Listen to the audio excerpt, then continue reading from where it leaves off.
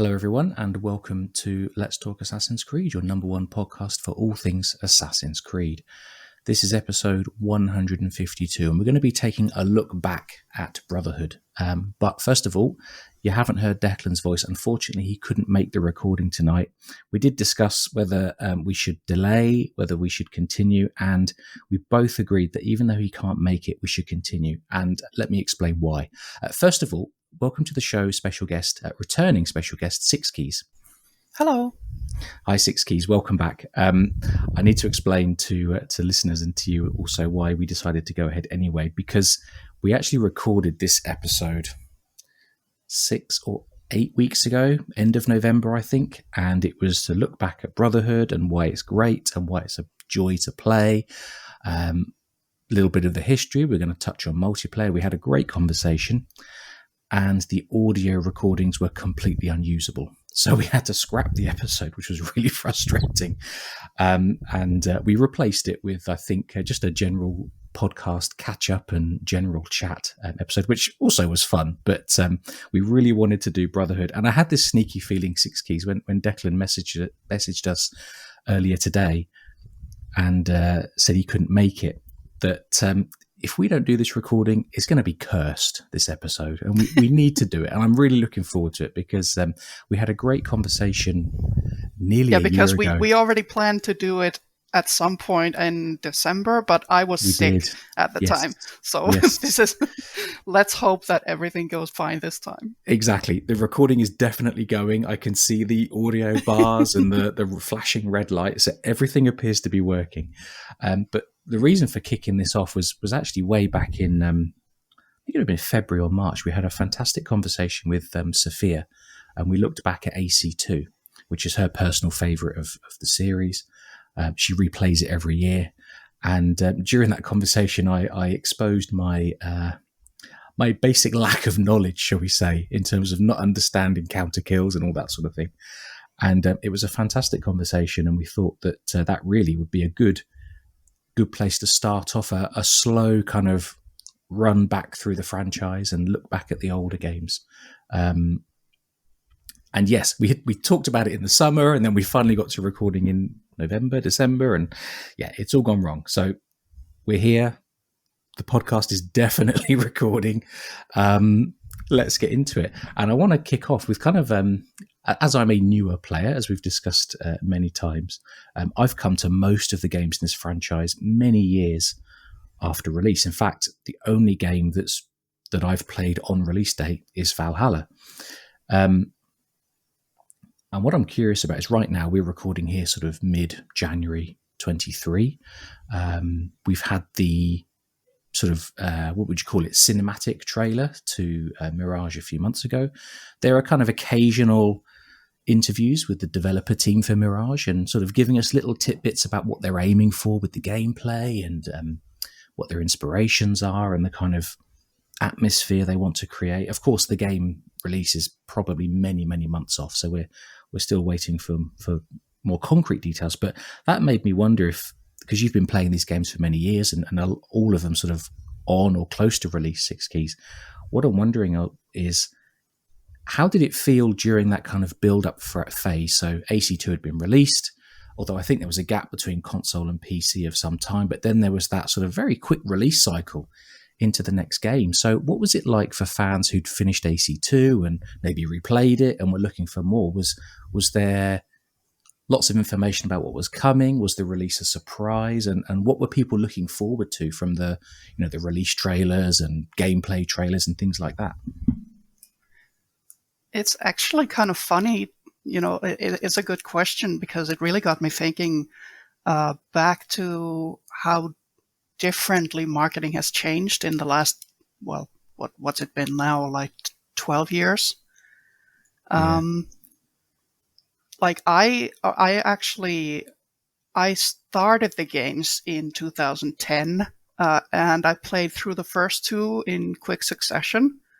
And then I was like, well, AC2 ended and I was sad because there was no more game to play. And I was like, well, now it's going to take years for the next game to come out. And where, or I was not involved in fandom or community at that time yet.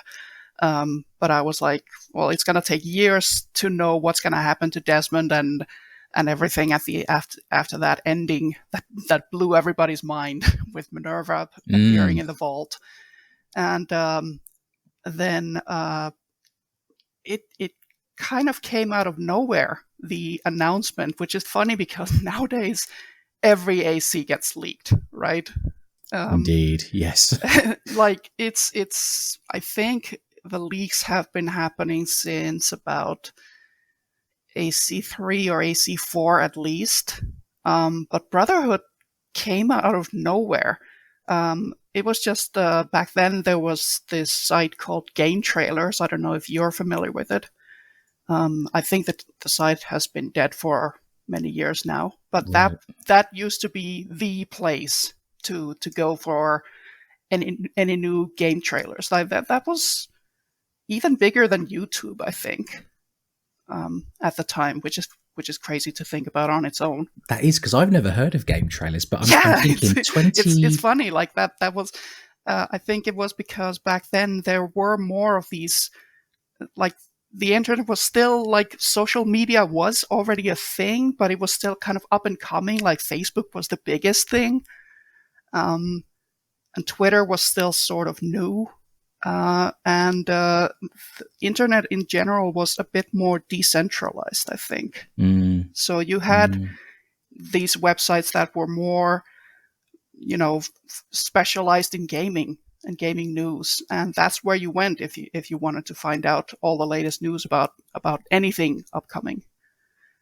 Nowadays, I think marketing relies a lot more on social media, and they just put the trailer on YouTube and then spread the word via these social media sites. But It's yeah, interesting, isn't it? it was just like the trailer dropped. The much memed trailer that then. Are you familiar with the Tobuscus version? No, I've never heard that word Oh, before. And do you know, I was just thinking, I don't think I've ever watched the trailer yeah, for I Brotherhood. think that was one of the things that it was one of those things that made it was one of the first big viral things that AC became known for. There was this YouTuber called Tobuscus, Toby Turner, and he made this parody. He just took the Brotherhood trailer and composed a little song over, like explaining what was happening, but in song form.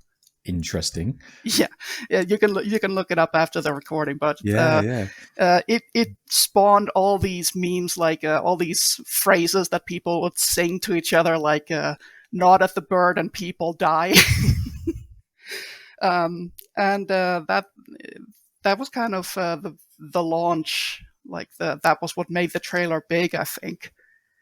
Later on, Ubisoft even invited Tobuscus to perform at, I think, E3. So yeah. Wow. So he did a lot of good work for sort of getting He the word also out did there. he also did a similar parody of the Revelations trailer. So I have never heard of these. I'm going to look them up. Oh after. yeah, you should. Absolutely. Well, perhaps if we'll put a link in the YouTube notes as well for others that want to go and find them. I mean, I'm sure you can Google it yourselves, but whatever. We'll put a link in the notes. But yeah, it was the trailer kind of went viral, and everybody was like, "Whoa, what the hell? A new Assassin's Creed? Like we just got over the last one." And I was, of course, happy because, hey, instead of having to wait for years, I only had to wait a few months because the game was coming out in, what was it? Well, I guess probably the usual release time, so maybe November or something like that. And yeah, that was around the time when I joined the online community as well, the official forums, where I made my presence for many years. Understood. And was it very clear that it was going to be an evolution of everything that had been set in AC2, very familiar, but some new tweaks, like the whole Brotherhood system? which didn't exist in AC2. And it's It's I'd say it's one of my favourite parts of Brotherhood, is sending my assassins off to do missions. But was that known about before release? Was that teased at yeah, all? it did have a big marketing campaign, and like, you know, in contrast with Mirage, where we haven't really heard much at all at this point, and haven't seen any gameplay. Like at that point, they almost every day they were releasing some kind of new information, and I remember like coming home from work every day and hoping, you know, maybe there's going to be some new information and that will make my day. And usually that was the case. So it was just these tidbits, you know. They would explain something about Rome, since people loved the base building in AC2 where you renovated the villa, but now you would get to do it with a whole city. That was a big Yes, thing. yes. And what else? Like the fact that you could now ride a horse in the city, that was also new. Did you know, I'm suddenly thinking, did it still have the same slightly janky animations as AC2 and AC1? Oh, Or did they probably. redo I the mean, horse? I can't I don't remember think they right did now. anything new to the horses. Okay, yeah. And it was like, let's be real, it's not a terribly useful feature, because if you ride the horses No. in the cities, you're always running into people, so nobody does it anyway, No. only if you have to. And actually, it's a joy just to run from rooftop to rooftop across the city anyway, isn't it? Yeah, So, but they did introduce the horse parkour, which is like where you sit up on the horse and you can jump onto a beam from a riding position. I didn't know you could do that. Yeah, a lot until of people week don't ago. know about it because I don't think the game actually teaches you about it. It's just kind of there. There's a challenge related to it, but yeah, it's probably one of those kind of slightly hidden things. But I do remember it because it was in the trailers. Okay, so someone was paying attention and then decided to actually go and try it. There was, I actually haven't finished watching it, but there's a very good history of sort of parkour video that was released last month. I can't remember. Is it White Knight, the YouTuber? It's a very long, very in-depth sort of explanation of why parkour is great and how it's evolved. And he spent a few minutes sort of talking about and obviously capturing gameplay footage of what you can do with the horse. Like you can jump from the horse, and if you're fast, you can land back on the horse's saddle and keep riding, which is fantastic. But I didn't know that. But I tell you what I really want to talk about is, it wasn't the first game with multiplayer, because AC2 apparently, I've only ever seen a very short video clip of it. AC2 yeah, I think we probably saw the same video because it's very obscure. Yes. So AC2 did have multiplayer, but it was top down or isometric, or and something strange. And I think only available in certain regions or certain editions or something, because I never had it on PC at least.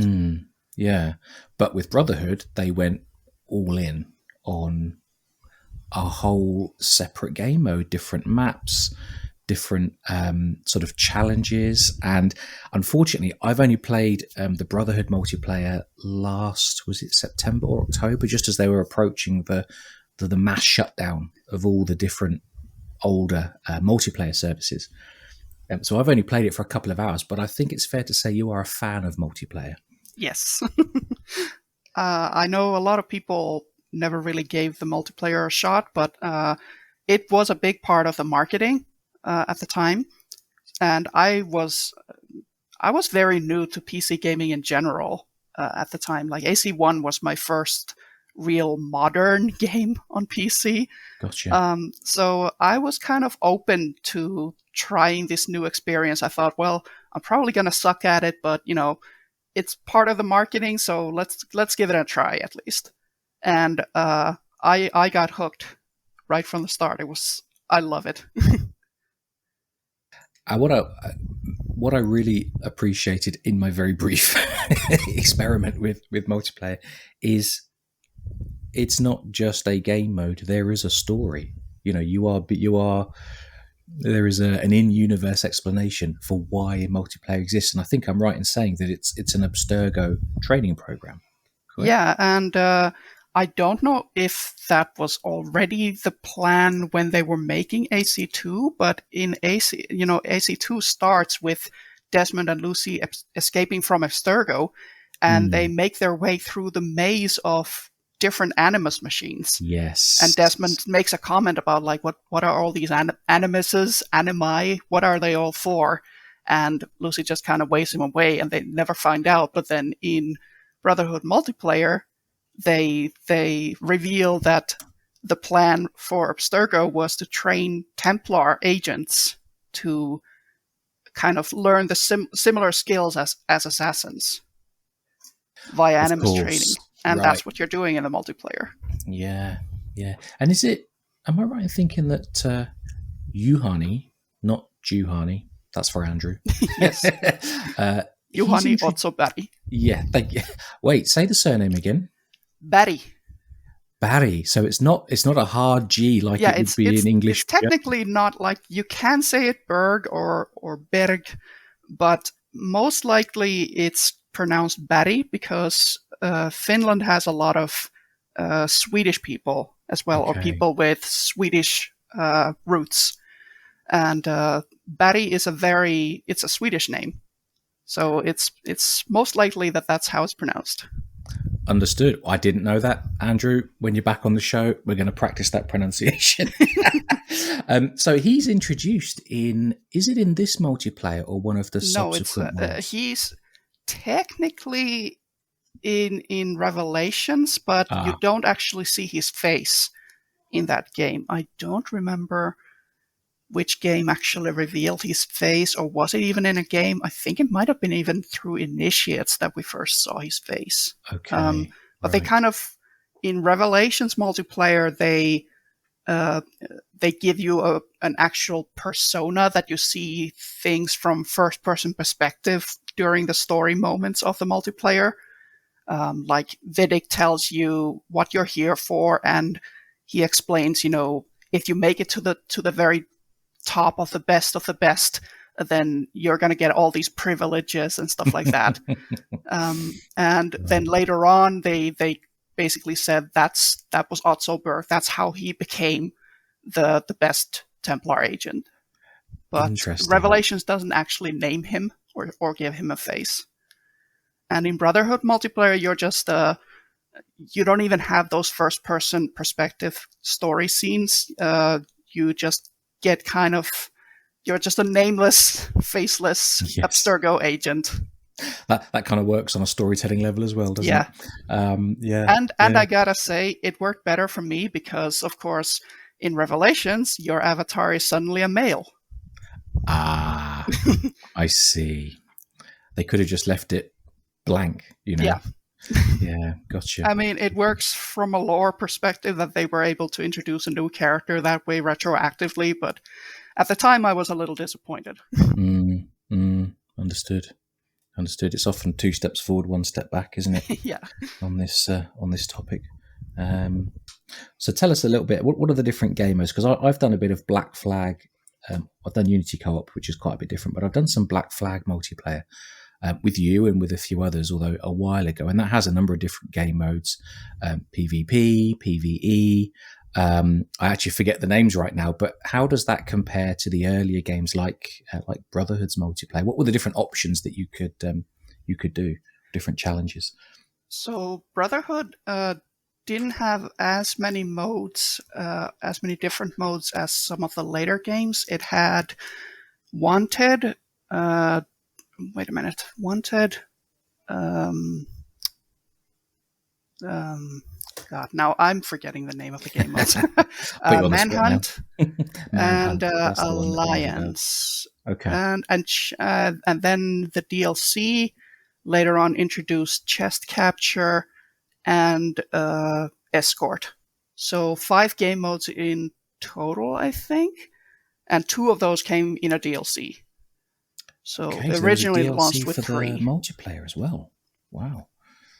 And it didn't have any PvE. It was only PvP because the later games, starting with AC3, they introduced Wolfpack, which you've played because it was also in Black Flag. Yes, that's a lot of fun. Yeah, it's a lot of fun. I do enjoy Wolfpack. Yeah. So It's that's a co-op mode. mm, But mm, in in Brotherhood, they had Wanted, which was a single player mode. And oh, I forgot Assassinate. That was also something that came with the DLC, I think. Or maybe I no longer remember if it was with the DLC or if it was always there. But there were 2 single player modes and 2 team modes. So gotcha. Manhunt and Alliance. But Alliance, I think, wasn't very popular because it was only in one game. They never brought it back.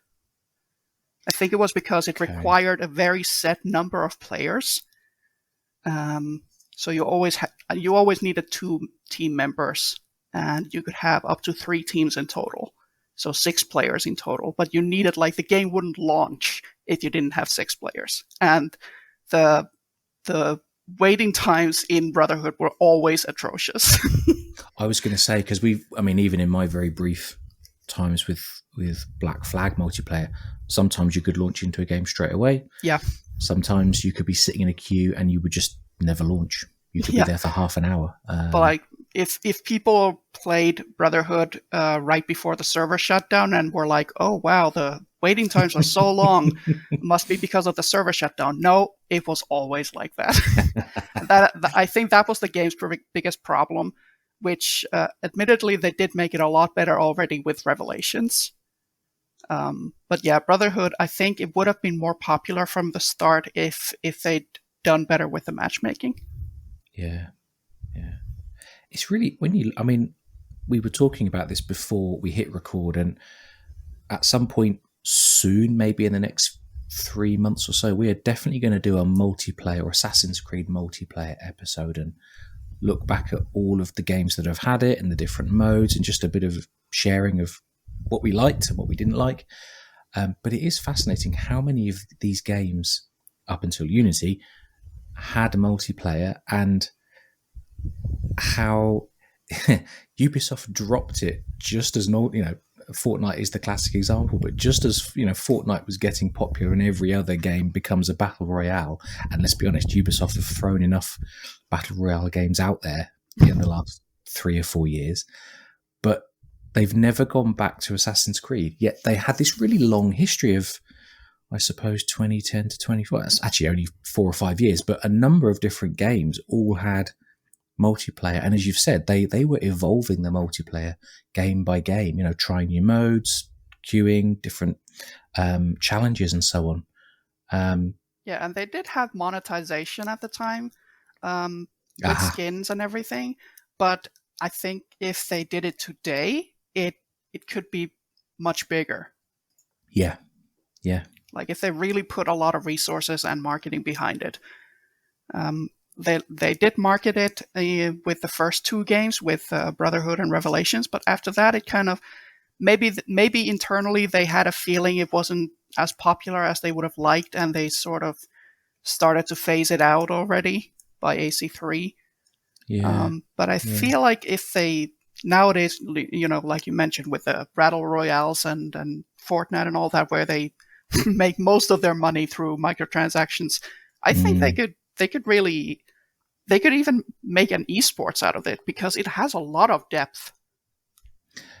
It does. Played. I tell you what. And let's go on to the high skill play of the multiplayer. And I will be the guinea pig for the low skill end, because in my few hours of playing it, I was streaming it, and I thought I would stream it just to record, because it's going away. And I thought just for the archives, should we say, I'm going to stream me playing multiplayer.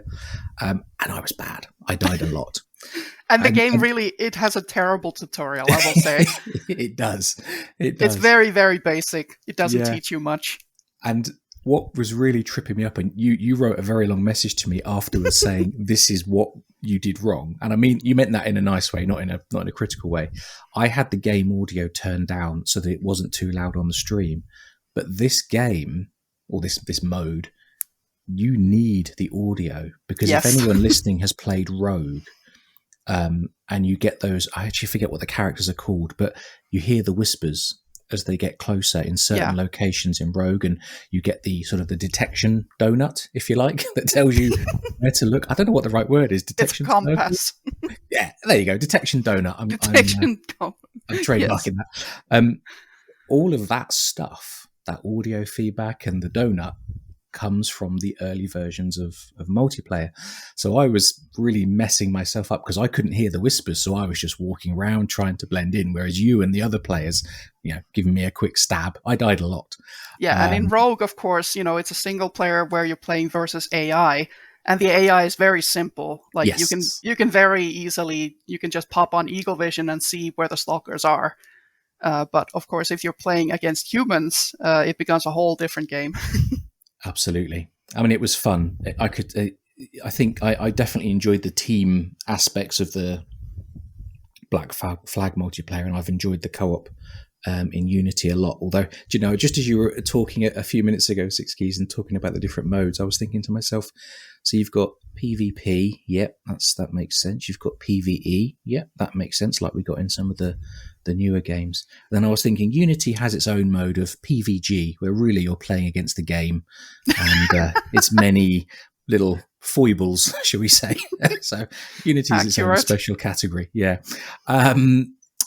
So I've forgotten my train of thought now. Yeah, go Just ahead. Yeah, please quickly, do. because we didn't even really describe the gameplay loop of the multiplayer, which I think is really cool or unique in a sense that Yeah. it's basically you're playing mind games with other players, because the central loop is that you have to act like an NPC.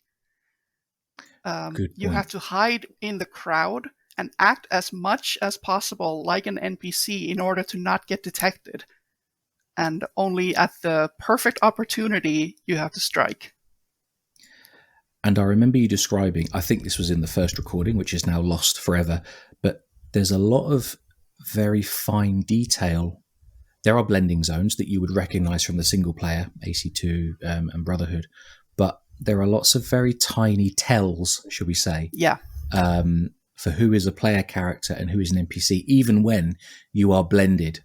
Yeah. Little animation clues, I think. Yeah. Like, for example, if you're walking outside of a blend group, if you're just walking on the street and not blending, and you notice that there's somebody following you, and you can keep on walking while using the camera to look behind you. But there is a subtle animation where your player character, if you are using the camera to look behind you, your character will slightly turn their head a little bit, to look over their shoulder. But it's very subtle. So if you're used to the multiplayer, that maybe gives you a clue. If you are the person pursuing, it can give you an idea. Okay, the person knows they're on to me because they can clear. They're using the camera to look behind them. That's fascinating. So I didn't know there's that. lots of these things. So like I said, there's so much depth in the multiplayer. Mm, It's very unique. and sadly, no longer available, which is a real shame. Rip. Does the same actually? I mean, so Unity Co-op still works. Black Flag multiplayer is still online. Does everything that you've described in terms of the loop, the animation clues, the audio cues, is that all still present in Black Flag, or were there many sort of changes that you perhaps wouldn't recognize the same? You wouldn't recognize it as the same kind of multiplayer. I would have to really compare video footage, I think, to see if all the changes are still present or if they took any away.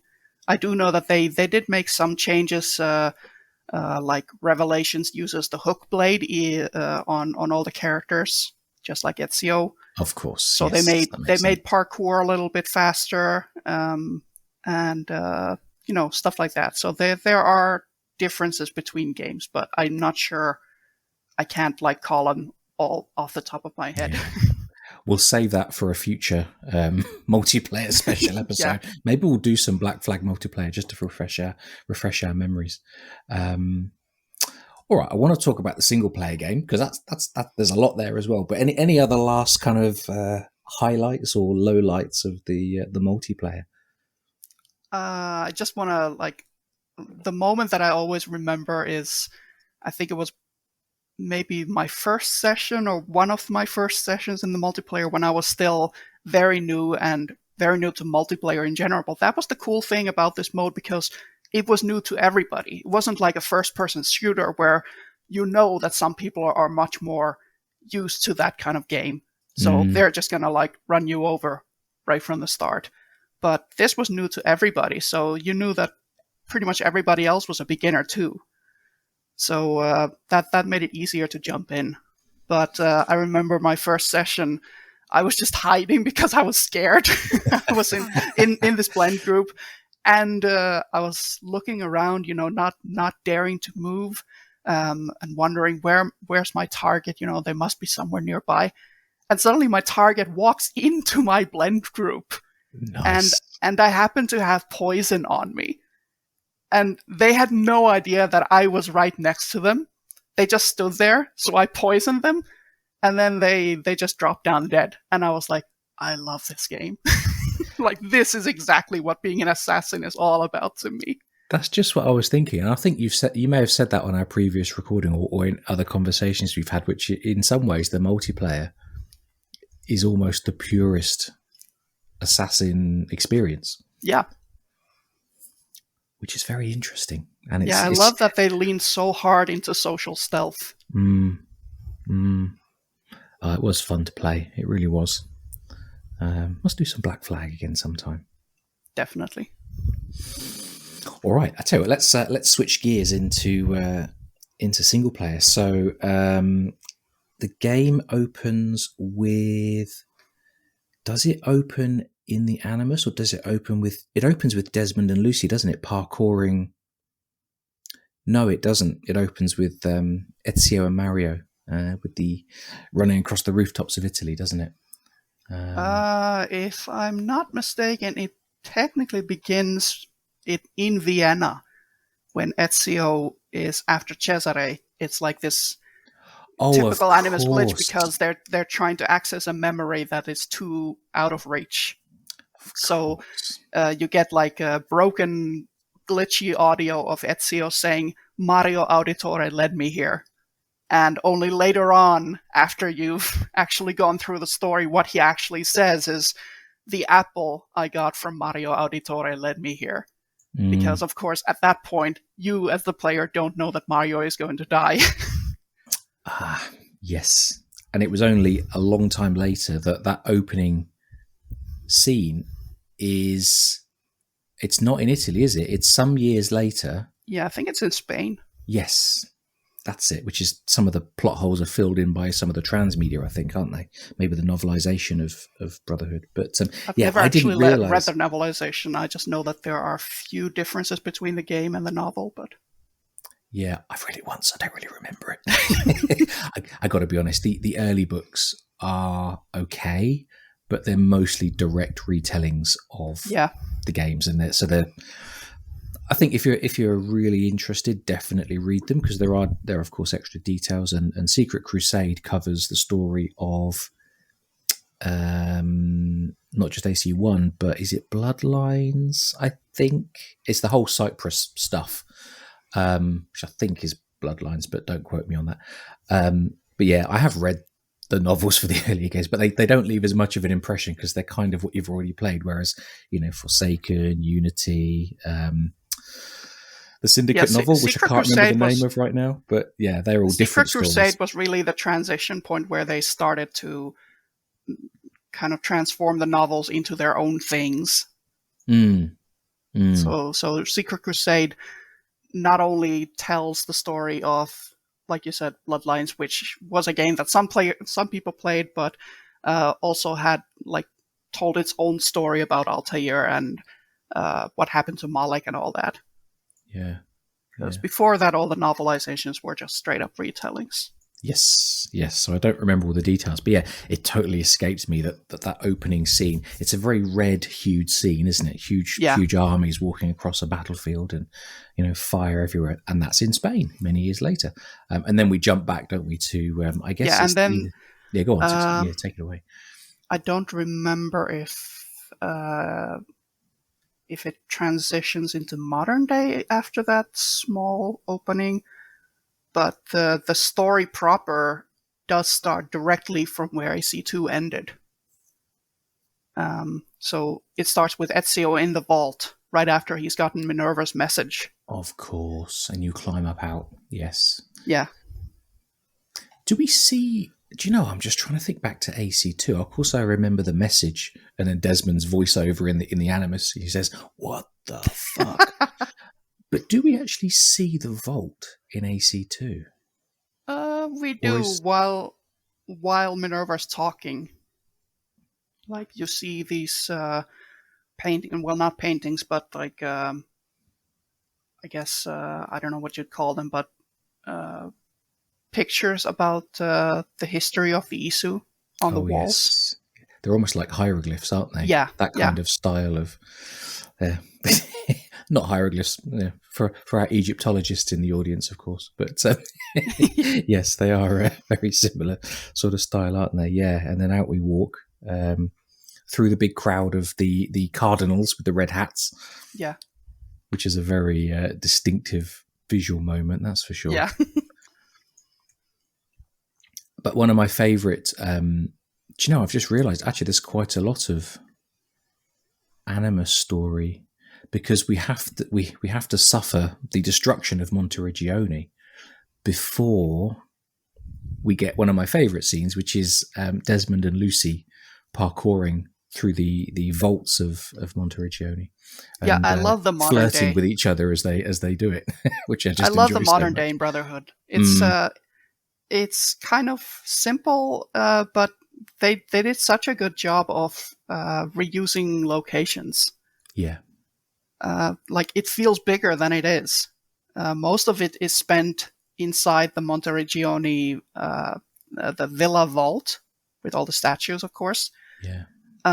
But basically, they just reused resources from AC2. They just took the villa and the surrounding area and plopped you into it in modern day, and it works so well.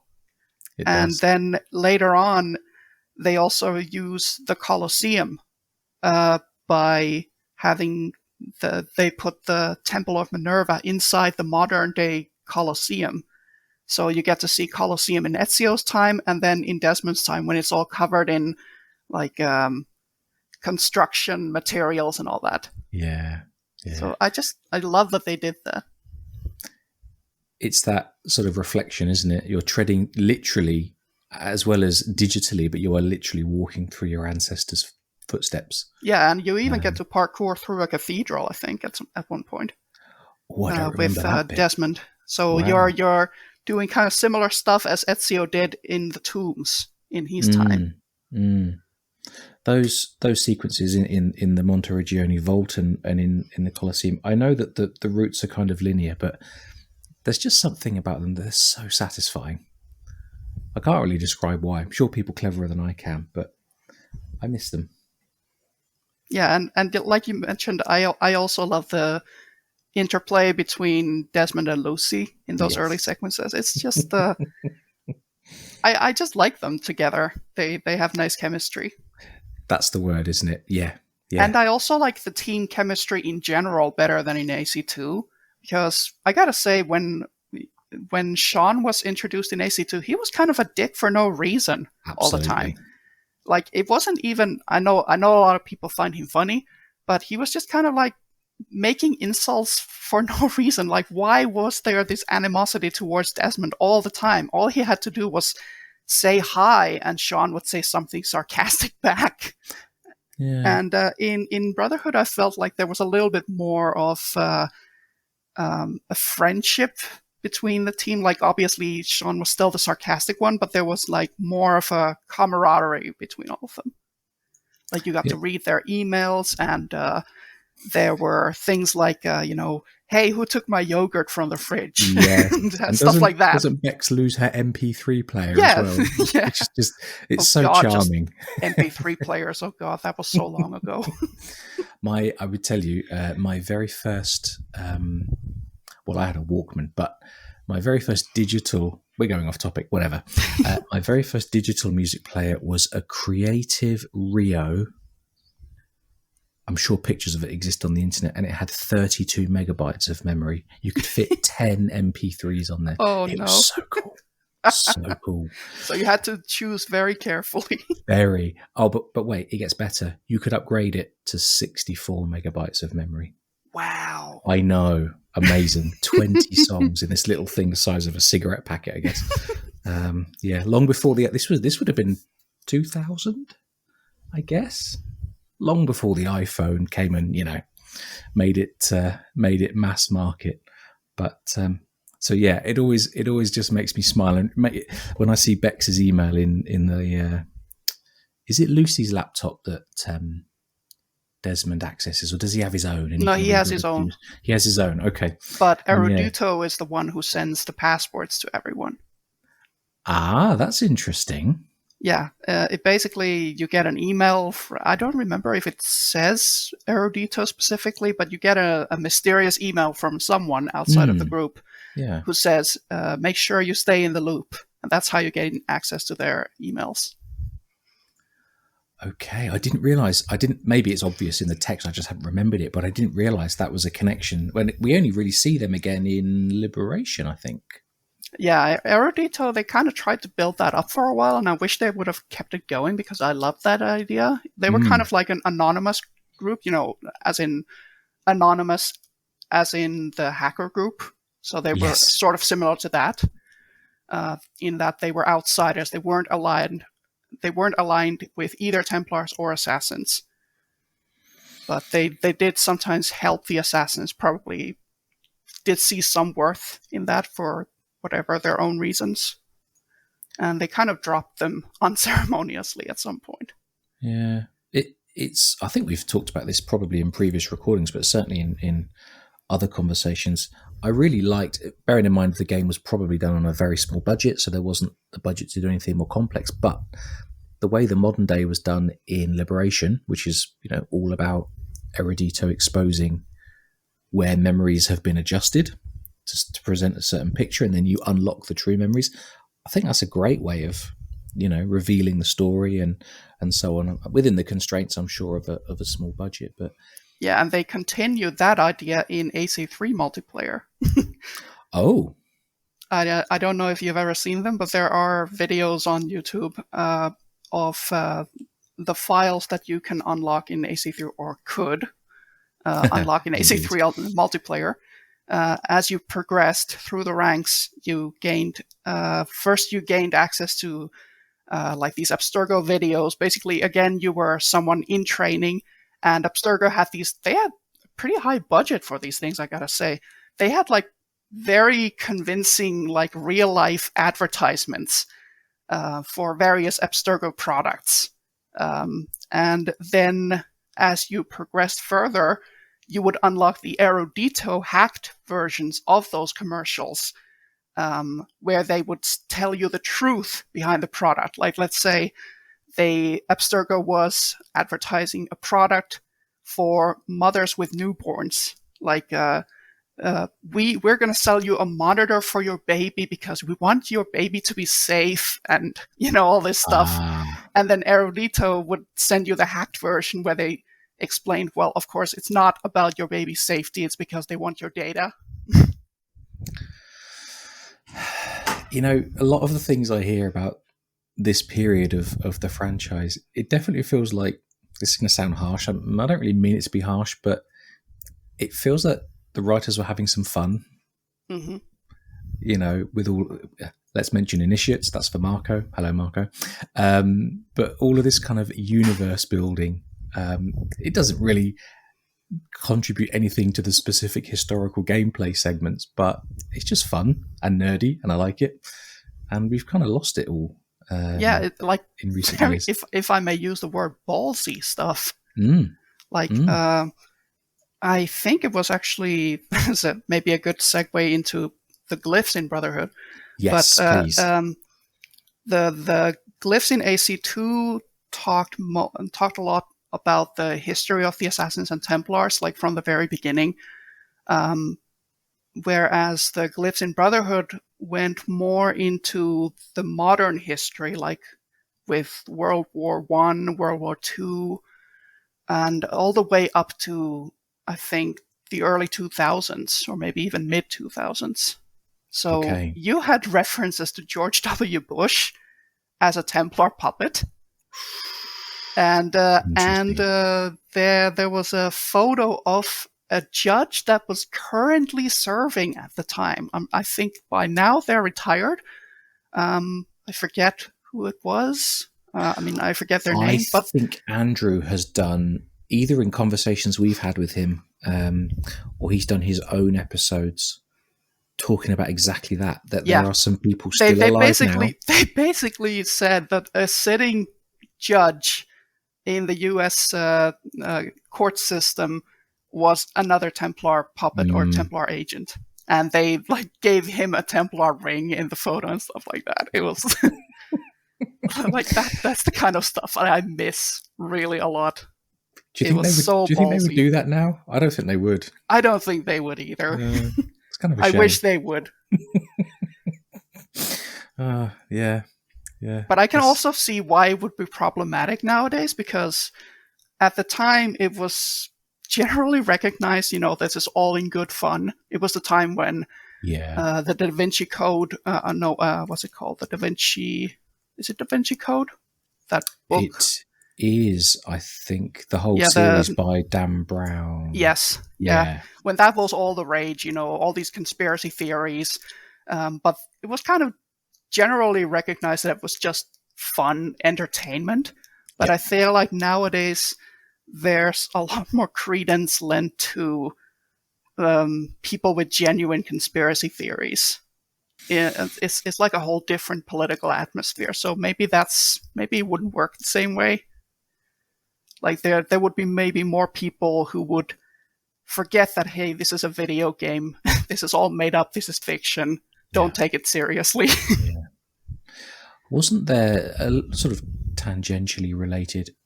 There was. I mean, it was done as satire, but during the Trump presidency, didn't an artist take the artwork of King Washington from AC3 and adapt it with Trump's head to sort Oh, of I make a don't remember political if I've point? seen I that. think I've seen that. And of course, it's Donald Trump's head on with all the regalia of a Regency king or an 18th century king, obviously making a political point about his policies and style of government and so Yeah, on.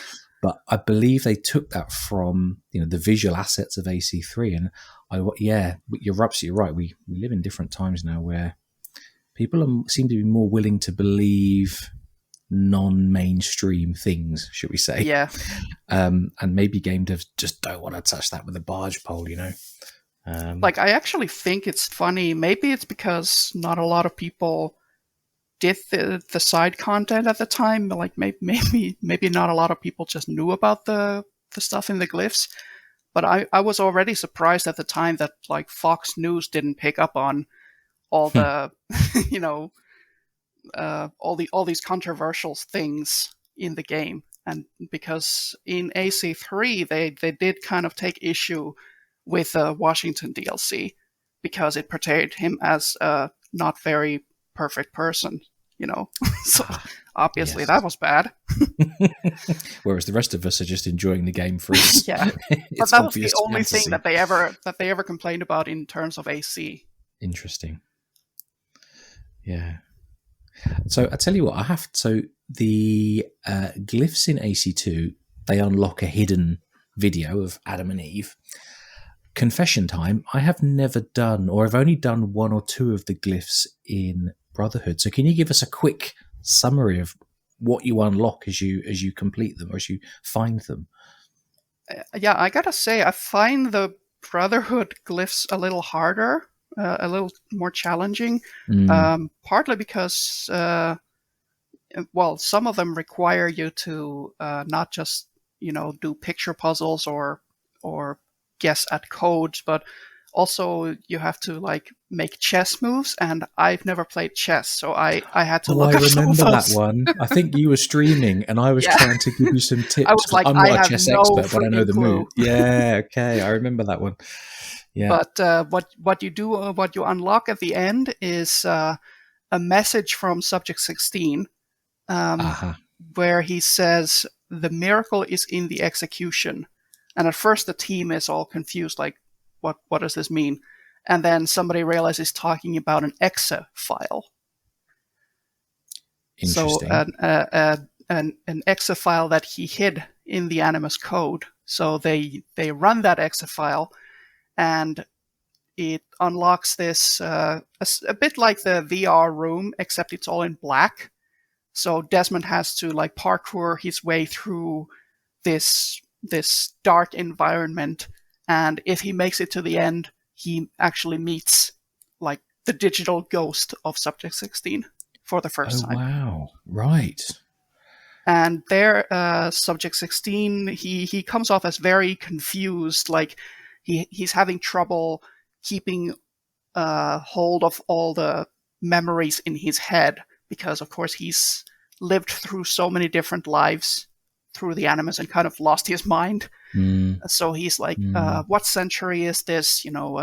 Who am I? No, I gotta stay here. I gotta talk to you. I have something important to share with you. So he sounds very urgent, and he's trying to keep all these thoughts, uh, you know, trying to keep them lined up as he talks to Desmond. And he says to him something about the son, your son. And for the longest time, people were like, what? Desmond has a son? Like in an alternate universe or this universe? Or what does this mean? And for many years, they didn't do anything with that information. And people were so frustrated, like, hey, whatever happened to that prediction from Subject 16? Like, does Desmond have a son or not? And then, at some point, they introduced Elijah Miles in the comics. But I was going to say in the comics, and many years later, Yeah. probably 5 Yeah, and years later or now something. he's gone too. Like, he buggered off sometime in the comics as well, and he's never come back since. But wait. He's not dead, is he? No, he's not dead, but Okay, right. he's just off somewhere, and he's they narratively dead. yeah, like nobody knows if he's ever going to show up again. Probably not. Gotcha. Because I haven't read the comics that cover his story, but I think he's involved in that story with Juno and, oh my word, what's the name of the assassin that kills Juno? That group. Oh my god, it's not Galina Voronina. It's No, there's this followers of Juno. What do they call themselves again?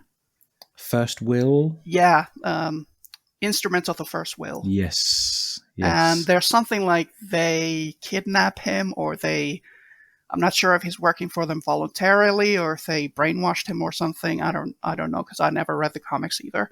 But yeah, he works with them for a while, but then I think he defects to the Assassins in the end, but then he goes off somewhere with the Kohinoor, the diamond from Syndicate. Oh, of course. Yes. The real one. But he's a sage, by the way. Right, he's a sage, and yeah, he's sort of a unique mix of abilities, isn't he, or potential abilities?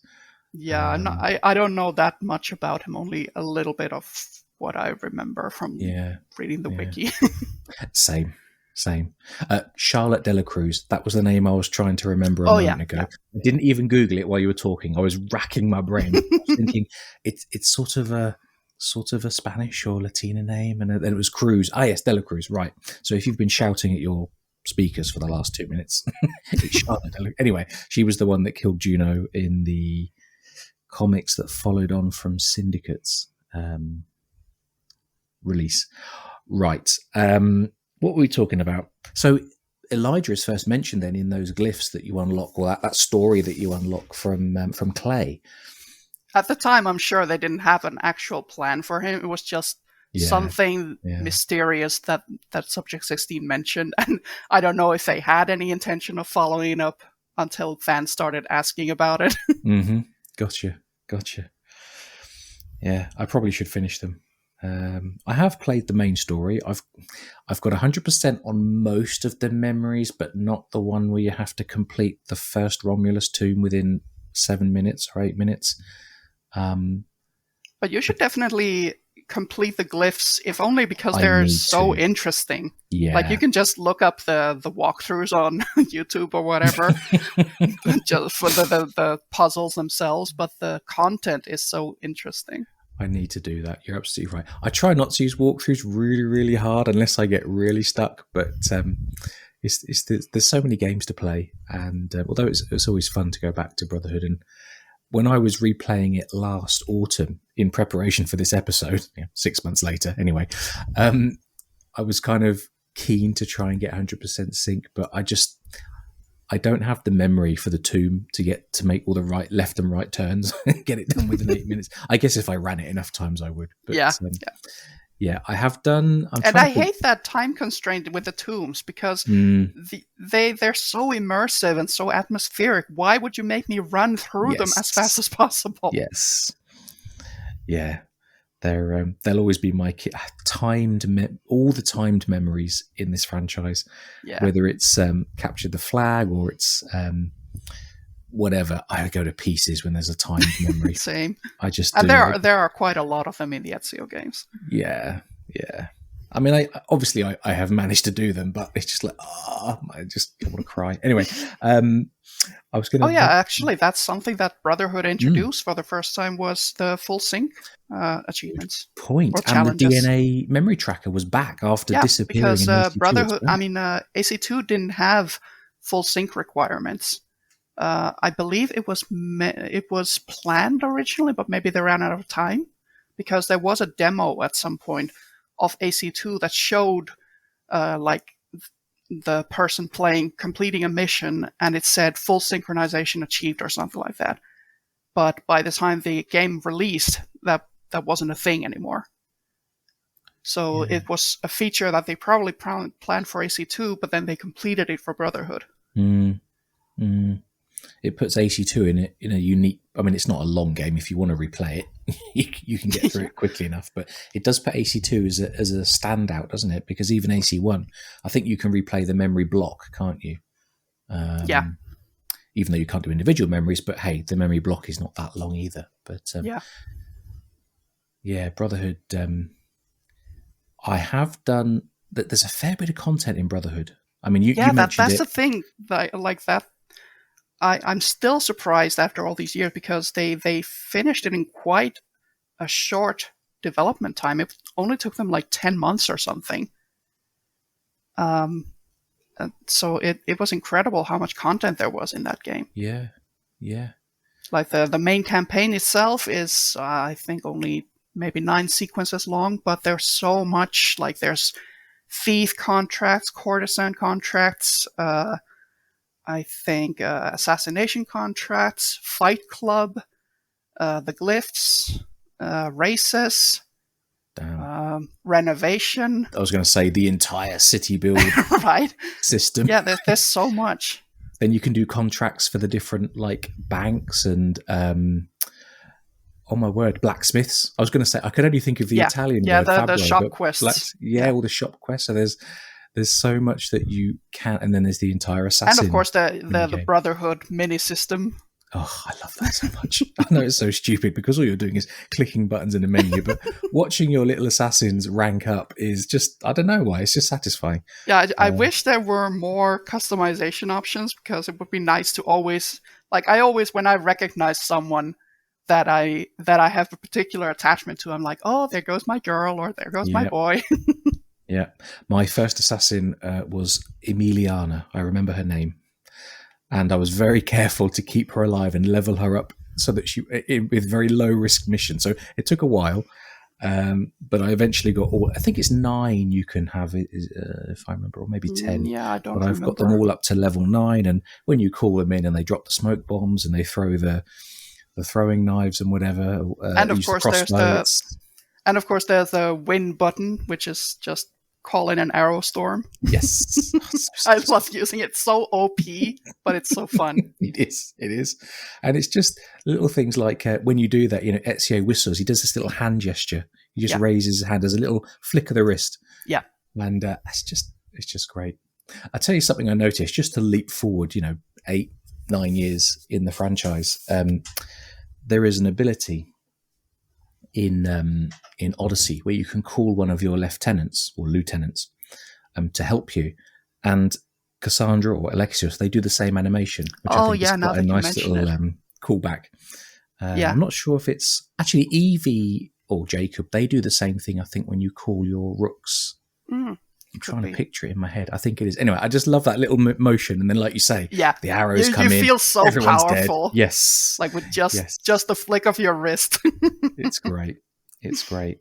What I worked out after recruiting my first few assassins and sending them out on the 1 and 2 star missions, what I realized was you pair up your new recruits with a high level recruit. Yep. Send them out on a medium or a high difficulty mission, and they will rank up 3 or 4 ranks, immediately, and it becomes quite easy to hit the top level across the whole Brotherhood. But the thing that surprised me, because the first time I played Brotherhood, sorry, I'll just make one quick point, then I'll hand to you. Sure. Go ahead. When I first played Brotherhood, I recruited the recruit necessary for the main story, and then didn't do the rest. And this time, I really wanted to try and play all the different aspects. Or more aspects, I should say, because I still haven't done everything of the game. And it was a real pleasant surprise when I first leveled up. I forget when it happens. Is it when you reach level 9 or whatever? But there's an initiation ceremony, and your assassin walks in. Yes. They do the ring ceremony, and it's just like, this is great. I'm running a Brotherhood. I'm a mentor. And they have the same robes as you. Because now they're a master assassin too. Yeah, it's really fantastic. I wonder. I don't know if you ever noticed. I think a lot of people missed it. But if one of your recruits dies in combat, and you happen to be in the area, you can actually go to the body, and Ezio. You can make Ezio interact with the body, and he will close their eyes and say a few words to honor them. Oh, damn. Yeah, it's so easily missable. I think a lot of people just don't expect that you can interact with them, but he will say something like, your sacrifice will not have been in vain, or something like that. Well, that's quite sad. I mean, I never lost an assassin, so I've never had that happen because I didn't want to lose any of them. I've killed a few on purpose just to see that. You monster. Might have to try that out and just to get that. Some of you may die, but that is a sacrifice that I am willing to make. Oh dear. Yes, exactly. Oh, that's great. What were we talking about? Right. So the quantity, but the variety of content. So you've listed the city build. There's the assassin. Then you've got the sort of now I don't know if these were DLC or just extra content, but you've got the Copernicus missions. You've got the Christina memories, Leonardo's machines. Is that everything? I think. Then you have Templar agents, which are contracts involving the multiplayer characters. Oh, right. So that's sort of a crossover then between the single player and the multiplayer. Okay. What did you just mention? The Leonardo missions, those are the only one that's DLC. Which ones did you just list off? Leo's machines? Leonardo's machines, Christina, Copernicus. Copernicus, yeah. Those were originally a PS3 exclusive. Which is fine because they're all just letter deliveries, if I remember right. Gotcha. They're not terribly interesting. But there were 5 missions in total or something, and they were originally only available for PS3, but I think because they were not available on PC either earlier, but at some point they patched them in surreptitiously. Didn't make any announcement or anything. But the Ezio collection on Switch and whatever platforms it's out on, they are included in the Ezio collection. Gotcha. I've done one Copernicus mission.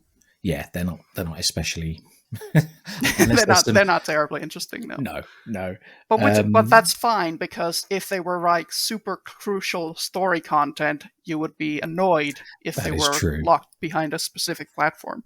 That is true. Yeah, PlayStation do like their exclusive missions, don't Yeah. they? It's kind of frustrating. Can we talk about Leonardo's machines Hmm. briefly? I have done them all once. Everyone talks about the tank mission, and I don't know if this is a humble brag, but I didn't find it that difficult. Maybe that's just a brag, but Like the full synchronization. yeah, you just. I mean, this sounds really stupid, but you just don't just watch the lines of the incoming cannonballs and don't get hit. I know that's a stupid thing to say, but You're gonna get a lot of angry letters.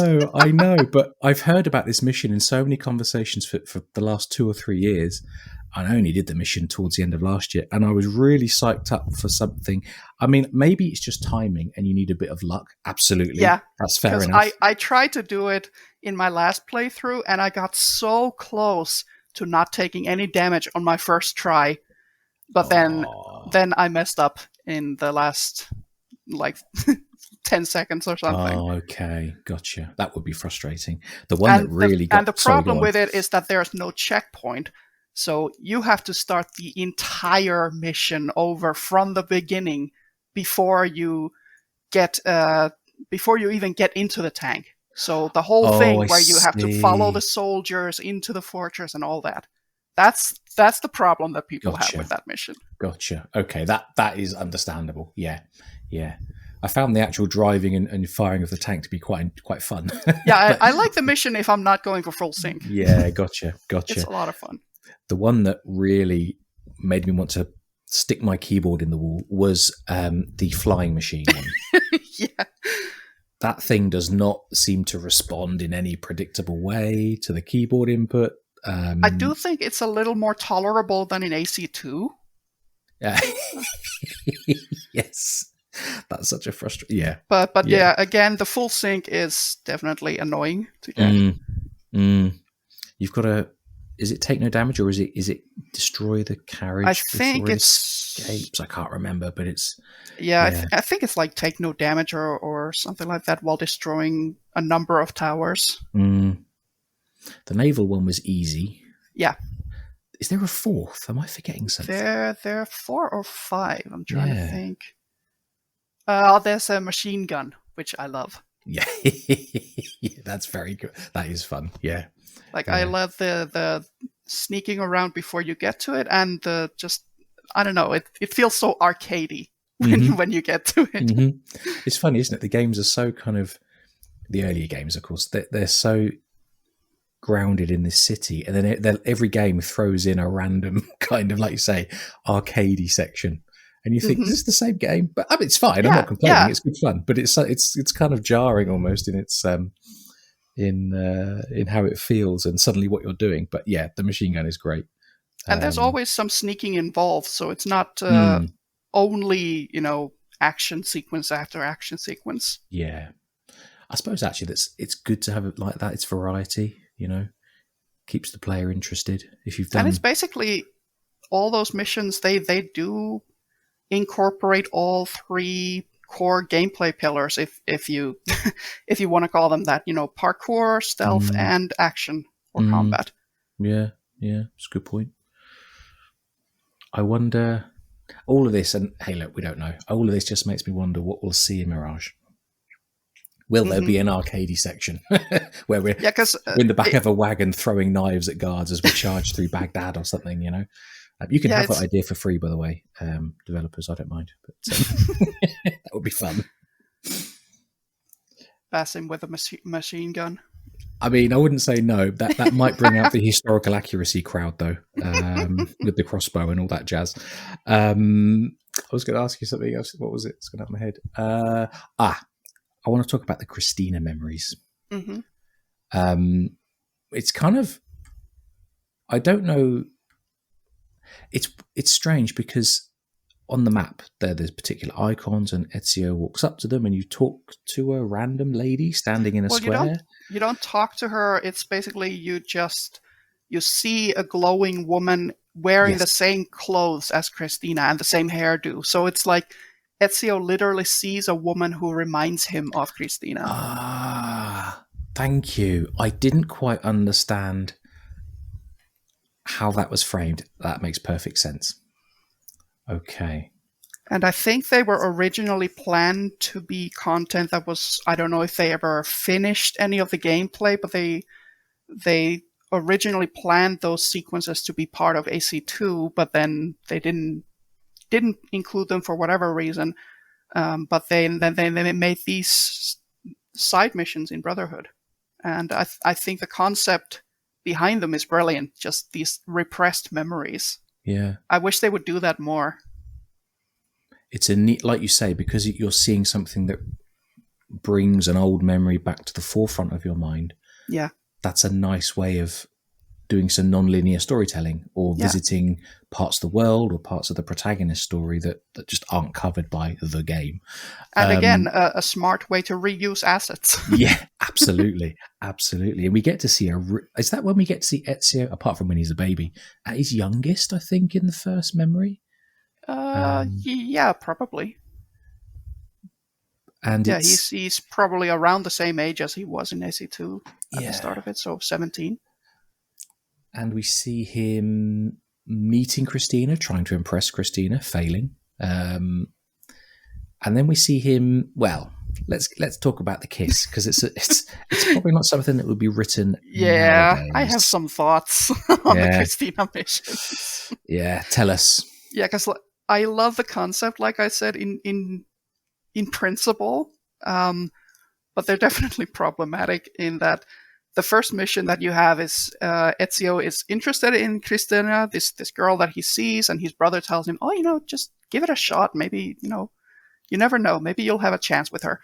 And he goes to talk to her, but he's very awkward, and she's just not interested. And she walks away, and of course he's, he's disappointed. But then he decides, hey, I'll follow her to her home, and I'll hide behind corners while I do it. And then he arrives after stalking her for half the city. He arrives at her home, where Vieri de Pazzi is there, and he is also interested in her, and she rejects him also. But then Vieri won't take no for an answer, just like Ezio.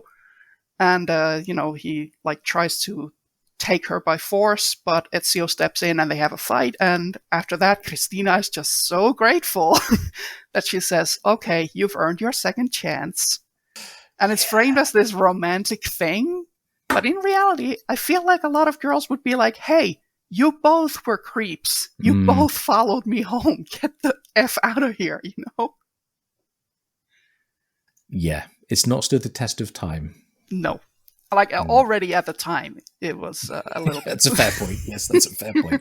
Please don't. And then there's another memory, a few memories later, during the Venice Carnevale, where Ezio, of course, has to wear a mask.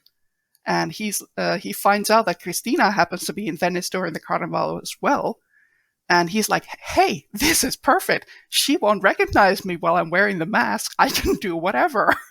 Which sounds like a terrible idea when spoken out loud. Mm-hmm. And he finds her and he corners her in a dark alleyway, and she thinks it's her husband. And she's like, oh, I forget what his name is. I forget what his name is, but she's like, she's like, I'm not used to you being so forward. And of course, she's enjoying it because she thinks it's her husband. So he's kissing her, and then suddenly she realizes, "Hey, wait a minute! This is not my husband." And she removes the mask, and hey, it's Ezio, who abandoned her like 10 years ago. And of course, she's pissed off, and Ezio is a little bit confused, like, "Hey, what was the problem?" And it's just so creepy because this is basically sexual assault. And again, it's framed as this ongoing love story between them, like a Romeo and Juliet thing, even though all he does is just act creepy as all get out. during their entire relationship. It's so strange, isn't it? Yeah. When you look back with fresh eyes, or even maybe like you say at the time, you play it with fresh eyes. I wonder what the writers were intending. What conclusions were the writers intending the player to draw? I think it's just something that a lot of media portrays as romantic. Yeah. Because you're always seeing things from the male perspective. Like you're just seeing, hey, you know Ezio is a good guy at heart. You know he's got good intentions. But if you were to look at it from a female perspective, hey, you don't know how far he's willing to go. Yeah. Don't follow ladies back to their houses. Don't do that. Don't. No. Please take no for an answer. Absolutely. Good advice for life. No means no. There's a whole thing in I don't know if this is known in other countries, but in UK schools where they do a lot of relationship education, sex education, and so on. And it starts in primary schools, which I think in America you'd call grade schools. But there's a whole, I think it's a YouTube video, but it may be only available to schools. I'm not sure. But it's all about tea, and it's all framed through the subject of tea, the drink. You know, just because someone says they want a cup of tea now, they can change their mind in 5 minutes and decide they don't want the tea. You know, and it's all about teaching people that people can change their minds. You cannot insist that they drink the tea, and you know, it's all framed in a way that's understandable to younger people, but trying to teach an important message. And this all reminds me of that. It's so typical British, isn't it? That you have to frame it as tea. For people to understand. Of course. I have finished the tea that I made before we hit recording. It was just so you know, I was prepared. It was in an insulated mug to keep it warmer for longer, so that I could keep my voice going. Anyway, yes, it's all gone now and I'm onto water. Oh my word. What are we talking about? Add-on content and Christina missions and so on. So I think it's just 3 or 4 short memories, isn't it? And as you say, of questionable story and questionable actions. I think there's maybe 5 in total. Okay. The final memory is, of course, Ezio in Florence again when he's older, and I forget what exactly happens. I think a couple of thugs beat up Christina's husband, and then Ezio follows the thugs. But they've gotten to her as well, and she dies in his arms, all romantic. And I think that's for a lot of people that they were able to overlook those problematic memories, because the final memory, you know, she clearly articulates, "Oh, you've always been the one that I loved, you know, all along." And so it's like she forgives him, so the audience forgives him. Right. But yeah, it's probably not how things would go for most people in real life. No, not good advice for life. Not there anyway. There was one other piece of add-on content that I'd forgotten earlier, and I've just scribbled down so I didn't forget it. The Da Vinci disappearance, which I think was a paid add-on, which again, I didn't play my first time, but I have played through that story on my second playthrough of Brotherhood. I'll tell you the bit again. It's the bit I will never get full sync on because there's a time limit where you have to assemble all of the map pages, and you have to do it within 2 minutes or 3 minutes. It's definitely like they clearly planned for it to be replayed many times because nobody could get it on the first try. No, that's a nice way of putting it politely. And I should probably just put a guide up on the second monitor and the game on the first monitor and just copy that. But I'm too pig-headed, and I've tried to do it a few times myself, but never succeeded. But I really enjoyed that as a set of kind of set pieces. And the bit that sticks in my head a lot is one of the missions, maybe the last one, maybe towards the end. I've got to rack my brains. You infiltrate, I think it's Lucrezia's villa, palace, whatever the right word is. you have a conversation with her, and she's kind of a pantomime baddie in the main story, which is fine. A bit She's like so extra, and I love her. yeah, yeah, Just like her brother. exactly. But in the story, you get a bit more of an insight into the fact that she's just a pawn, Hmm. being used by her family, and I felt real sympathy for her at the end of that story, or the end of that mission, which was interesting to see. And I've got to say, the jumping back to the main game again, it's quite a linear level, really, but infiltrating the Castello, which I think you do twice. I just love that set piece so Yeah. much. It's so satisfying, and sneaking through to rescue Katerina, bringing her to the. He drops her down like I don't know what you call it, like a hatch in the floor, doesn't he? Yeah. And she says, "Don't you dare!" Don't you dare. And you just drop it, and it's just great. It's such a satisfying mission in terms of parkour and stealth and climbing. And sneaking. again, I had to point out smart use of resources. Yes. Because yes. they do make you infiltrate the palace twice, and Yes. also they reuse it in the Da Vinci disappearance. Do they? I don't remember doing that in Da you Vinci have Disappearance, to. but okay, that's cool. You have to go back to, well, not the palace, but I mean, what do you call the? Well, the same building that you have to where you rescue Caterina. The Castello, I think. The call Castello, yes. Yeah. They use it in the Da Vinci Disappearance as a place where they hold an art exhibition of Leonardo's paintings, and that's where you have to mark them.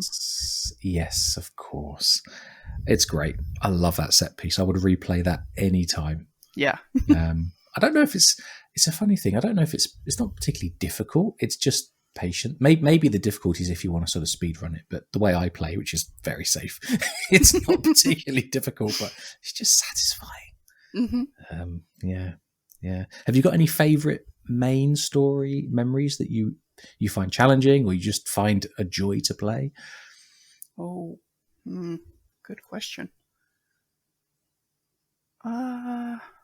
We should I probably like say the at this point the that passion play where you have to dress up as one of the actors, like a Roman soldier who, at Jesus' crucifixion, they hold a play about the passion in the Colosseum, and you have to find your place among the crowd by using eagle vision to avoid arousing suspicion. So I like that. It's so clever, and it's literally, but also kind of figuratively theatrical.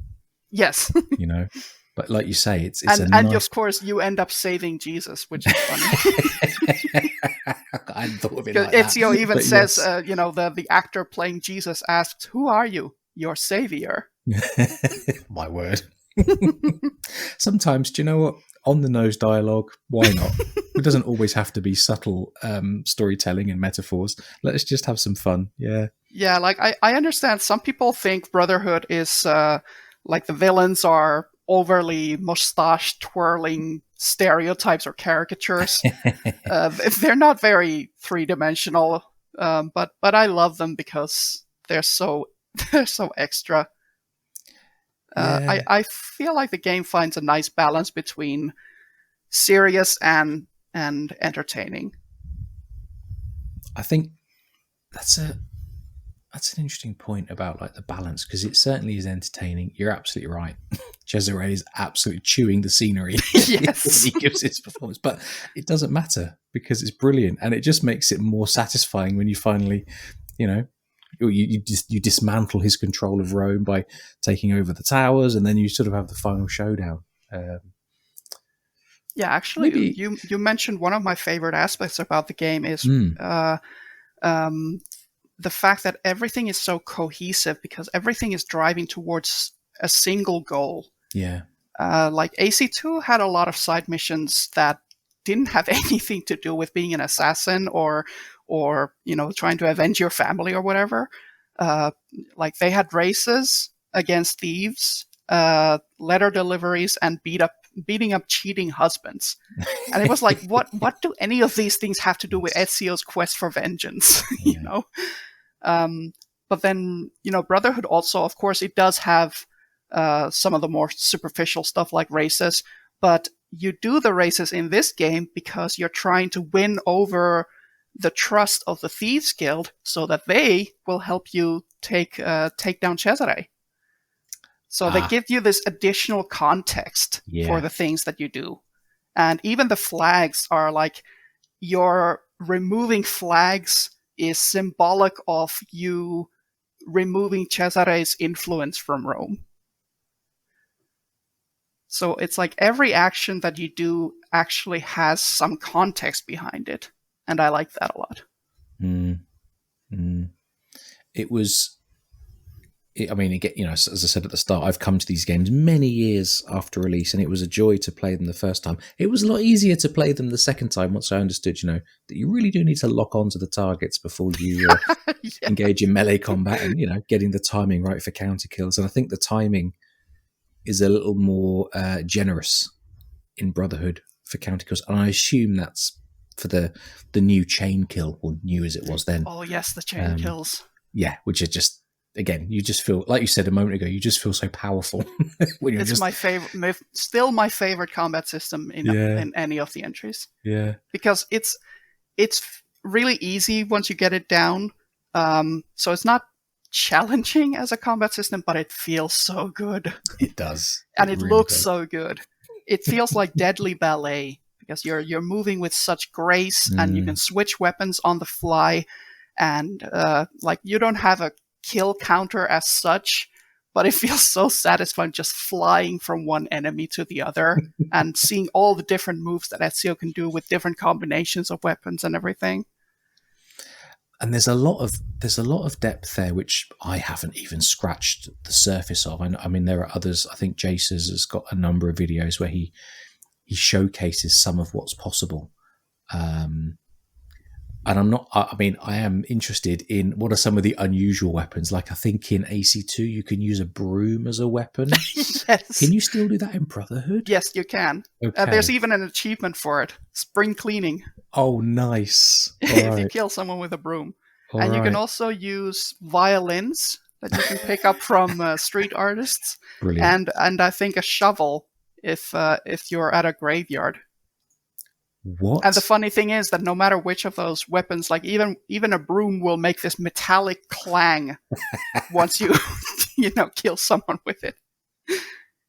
Oh, I love that. But even aside the shall we say, the sillier, well, actually a shovel could be a good weapon, but even aside the sillier weapons. Yeah, the funny thing is that he holds it in such a weird way because of course it's not meant to be used as a weapon. So he doesn't hold it like you would hold a shovel. So you need to go to a cemetery, find a shovel that's just been discarded, then you can pick it up. Yeah. All right. I got a little mission for sometime soon then. I'm going to find that. Yeah, it's a little hard to find because there's only like a couple of cemeteries in the game. Yeah. I'll have to find an online map or a guide or something. But I think there's one in the Copernicus missions. Okay. Maybe there's a reason to deliver some letters then. Wait, are those Copernicus missions timed? Yes. Unfortunately, they are. All right. Maybe I'll have a go. But there is a lot of depth to the combat in terms of not just parrying and blocking, but using your legs. You can, obviously, you can taunt the guards to attack you. Do I remember rightly that in some locations you can throw dust in their eyes? Or am I mixing that up with something else? You can already do that in AC2. Ah, okay. AC2 had you... I think a lot of players don't know about some of the moves that you can do because the game doesn't specifically point you towards them, but they're skills that you can buy at the Monteriggioni practice arena. And right. I think a lot of them were carried over to Brotherhood, but again, the game just assumes that you already know most of them because it picks up right after the last game. So it doesn't really take new players into account.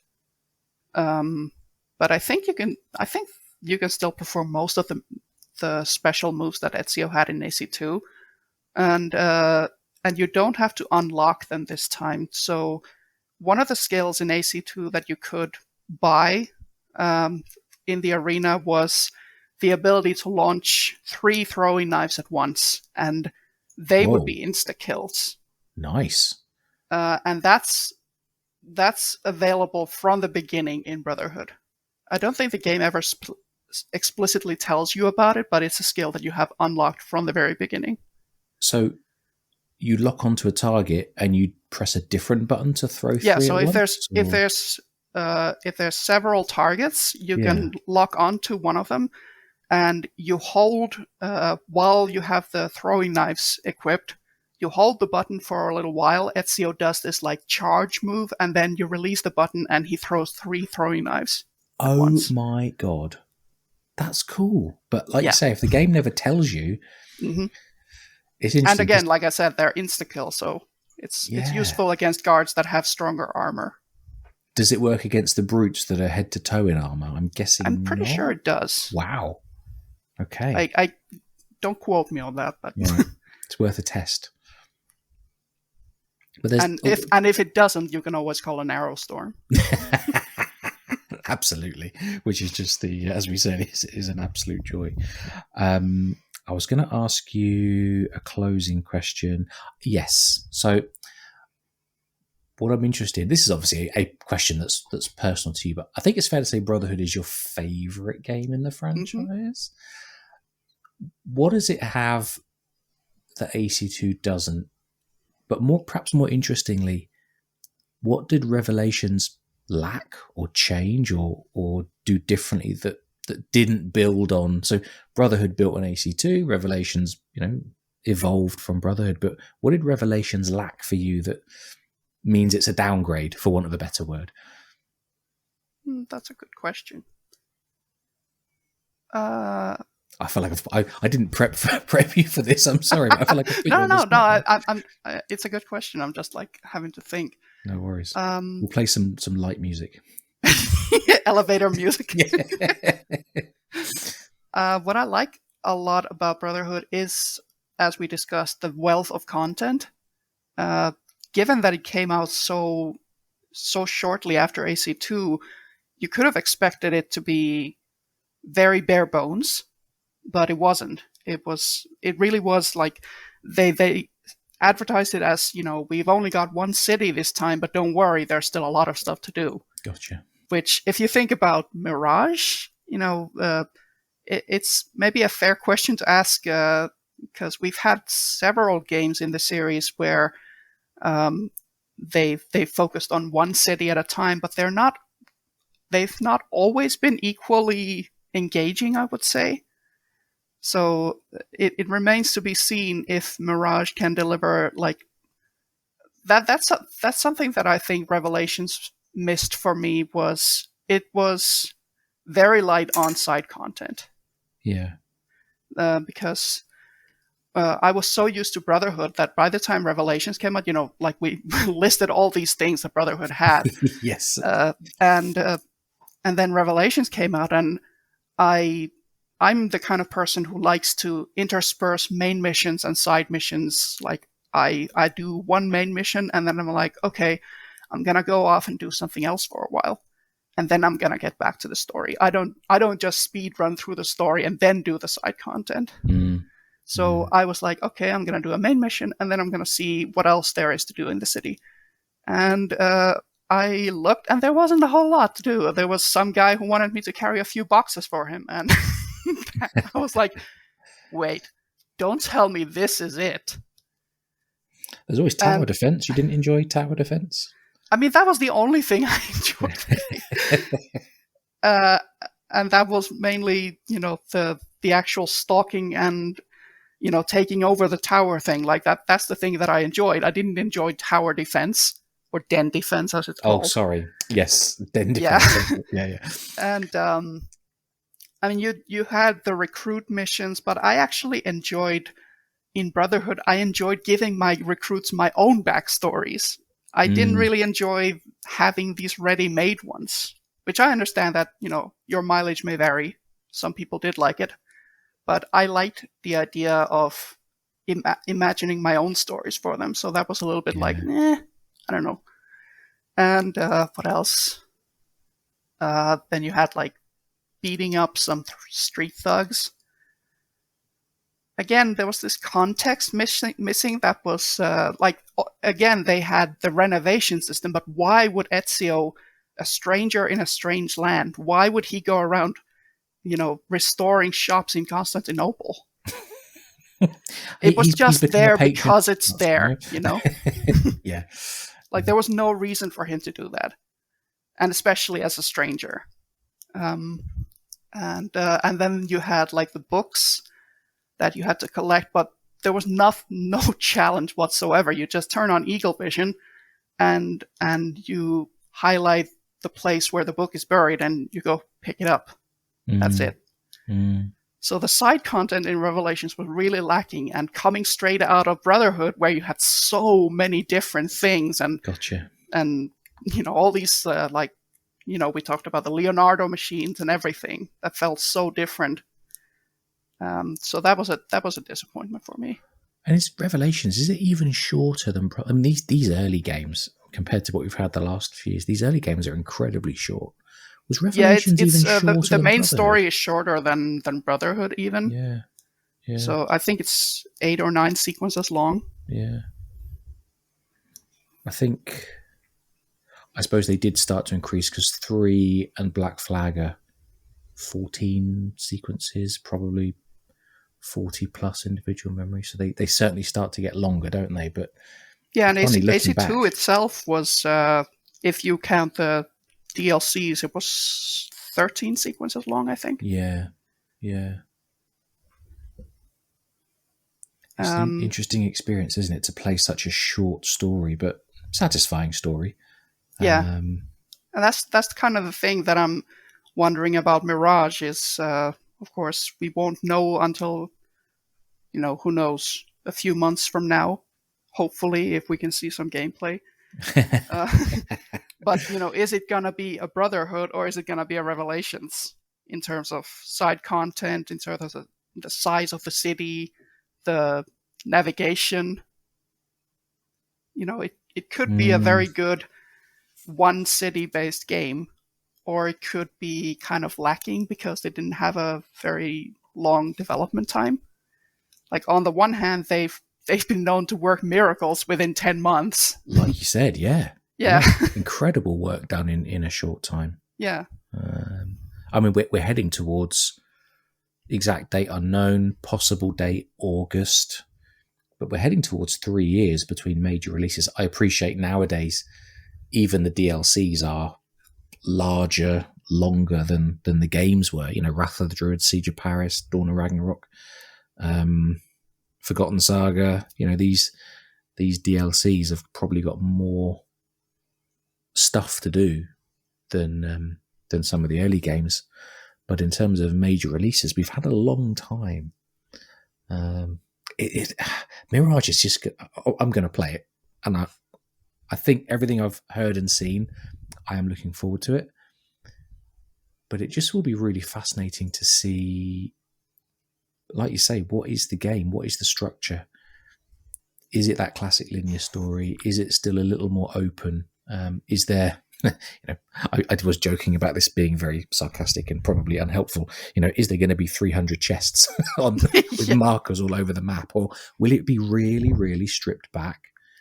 Maybe minimal side content, but a fantastic central story. Yeah, like you said that the early games are really short compared to the long RPGs that we have now, which is true. But I gotta say, after replaying the early games recently, I still don't feel that they're short because there is so much content. Or maybe it's also partly because I take my time. Like, I like walking everywhere instead of running. Yes. So it's they don't feel short to me. Only Revelations, which is why it feels like the odd one out even out of the Ezio trilogy. It feels shorter to me. Because after 2 games where you did have a lot of content, like you either had a lot of side content or the story was longer, or you had multiple cities to keep you entertained. And then Revelations was just one small city with a short main story and not much else to do.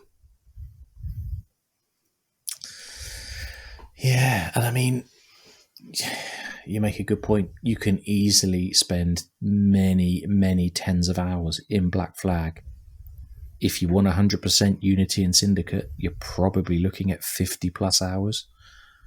Yeah. And I feel it's a good length. Like, if the main story is something like 20 to 30 hours, but then you still have a lot of side content to keep you entertained, I feel like 50 hours or more is perfectly fine. I'm trying not to get hyped, but I can't wait to I know. to see it when it's when it's finally released and see. They've said a lot of the different callbacks and the DNA they're taking. All Yeah, right, they keep saying all the right things, but Yes. remains to be seen. Yes, yeah. Oh, one thing I wanted to mention was we talked about the combat in Brotherhood and the VR room, which is something that they've never brought back for some reason, even though a lot of people loved it. It's Yes, these I'd forgotten virtual about reality that. rooms where Yeah. you can practice your assassination, parkour, and combat skills. And that's where you really get to go ham with the combat system if you want to. You can do chain kills, to your heart's desire. And assuming it still works, because I haven't looked at it for some months, probably since before all the multiplayer stuff was retired, there are leaderboards with your UB Connect friends. Yeah, like you said, I don't know if it's also gone along with the rest of the online content, but yeah, there used to be leaderboards. Yeah, because you were at the top of quite a few of them, at least out of my UB Connect friends, and I remember because you can saying, go for gold, silver, or bronze. Yeah, and it's not easy, not at all, not at all. But it's interesting, isn't it? It would be nice to have that back. Yeah, training room. And I feel again, of course, I'm not a dev. I don't know. I'm not saying things are easy, but I would think it's something fairly easy to implement since it's just a featureless white room where you don't have to worry about crowds and all these other systems. It's just a nice place to practice and tutorialize things. Yeah. Your comment there about I don't work in game development either, so I don't know how difficult it is. It reminds me of a comment I read on the Programmer Humor subreddit recently, and it's something. I hope I get this right first time, otherwise it's not going to be funny at all. We did not do these things because they were easy. We did them because we thought they would be easy. Yes. And I just think I love that quote. You saw that, yeah. I just think that sums up probably a lot of game development. Yes. I mean, if you consider that one of the biggest challenges that any game dev will tell you, that one of the hardest things that you can do is getting a door to function in a game. Yes. There's a really funny article. I can try to find it later on for you. Oh, please! I would love to read that. Because to me, it's just a thing that moves, right? Where a non-dev was trying to teach himself game development, and he was like, "I'm going to start with something easy, like a door." And he was like, "Oh boy, was I dumb!" Wow, that's like one of the hardest things to get to function. And then you think about a city covered in a mesh of invisible nodes that your hands and feet can connect with to string together parkour moves. I think, I don't remember where I either heard this or read this, but if you stop and think about how complex a video game is, it's incredible that any of them ever get finished. Yeah. All the different technical and creative skills that everything has to work. Oh, yeah. And, I appreciate that, the Mirage devs are not starting with a blank piece of paper. They're building on all the previous games, but even so. And from everything I've read about game development is that every game looks and feels like shit until the last couple of months or weeks. And that's when it all like magically comes together somehow. So it's so difficult from the outside. We can only look at the finished product and criticize, oh, this is, why did they make this choice? This sucks, or this is bad. But those things are so hard to see when you're in the middle of it because you're working on all these separate elements and you have no idea how they're going to interact when you put them all together. There's definitely commentary there about maybe keeping it simple, stripping back as many systems as you can to deliver a reliable product. Yeah, which has honestly kind of been a problem with AC, because a lot of the games in the series, instead of stripping back, they tend to just pile on more systems on top of each other. Yeah. Like the Assassin Recruit system, as much as I enjoyed it in Brotherhood, I don't think it needs to be there in every game. And yet they put it in AC3, where, in my opinion, it didn't make a lot of sense. That's a good point, because Connor's not really a mentor, is he? He's not going to be that bothered, I wouldn't think. He's kind of a lone wolf, you might say. Yeah. Like, I like the systems that they had, like you know the what you call it, the kidnapping system, or no, what you like, your companions would dress up as guards and like escort you into a restricted area. Like, that was a clever idea, but I don't know, I just feel like the recruit system doesn't quite work in context of that game. Yeah. And same with Revelations, actually, because while you are a mentor figure in that game, it's Yusuf who is really the head of the assassins in Constantinople. So why is Ezio going around giving orders? That's a very good point. Poor Yusuf. Oh, what a legend. But yeah, that is a good point where I suppose that gets to the core of, yes, we could, if we do we tie ourselves in knots trying to contextualize everything, or do we just let things happen because it's fun gameplay? That must be a constant or because discussion. we had such a short development time that we don't have time to question these decisions. We just have to make a decision whether to include this or not. And it's easy content, since we already have the basis for it in the previous game. Yeah, and I suppose, or it's cut content. There was going to be a whole load of context. Yeah, that's possible too. We didn't pass QA, or we ran out of time, so exactly. we'll just delete that and leave in the stub. You know, I think you and I may not have spoken about this, but certainly we spoke about it with Andy Reloads when we chatted in. Just before Christmas, and the Yoms Viking system is an example of something that just feels like a stub of something else that was planned. Because what does it really? I mean, the only person I know who's been able to recruit their friends Yoms Vikings is our friend Zark, who seems to just have an incredible run of luck finding all of our Yoms Vikings and recruiting them. But I never have. It worked for me for a while, but nowadays it doesn't seem to be working again. So interesting. But yeah, maybe another patch that messed something up. Yeah, it could be. I thought it would be a gateway to some sort of raiding multiplayer. Like you said, it feels like there was maybe more planned for it, but it didn't come to fruition. Yeah. And in the end, what it really is just a glorified way to show all the microtransaction armors in the game. And there we have stumbled upon the true reason for it existing. Yeah. Oh dear. Yeah. I wonder what the customization will be actually in Mirage. Will there be different outfits, whether you earn them or can buy them for Basim weapon types? I want every outfit you can throw at me. Are you going to be on the Helix store? Maybe. Hey, look, it's your money. You spend it how you like, right? We're not judging. I bought a few of the MTX things for Odyssey when I was a new player and didn't really understand, and I don't think I've bought anything for Valhalla.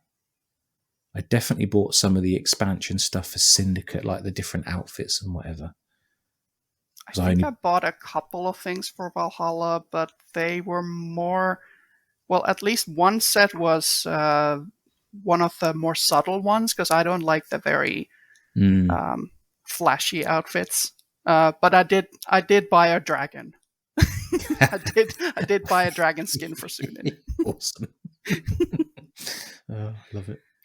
All right, I think we should wrap up. We've been speaking about Brotherhood and a few other topics for approaching 2 hours. Time has flown by. I can't believe it. We probably spoke this long the first time, but this time the audio looks good. So we might actually have Fingers crossed. yeah, oh my word. Do you know, if this doesn't work, it is cursed and we're never talking about Brotherhood again. We But shall never bring it up again. exactly. So I tell you what, let's close up the show. SixKeys, where can people follow you? And maybe you want to just maybe briefly mention that you also host a podcast that people might like to listen to.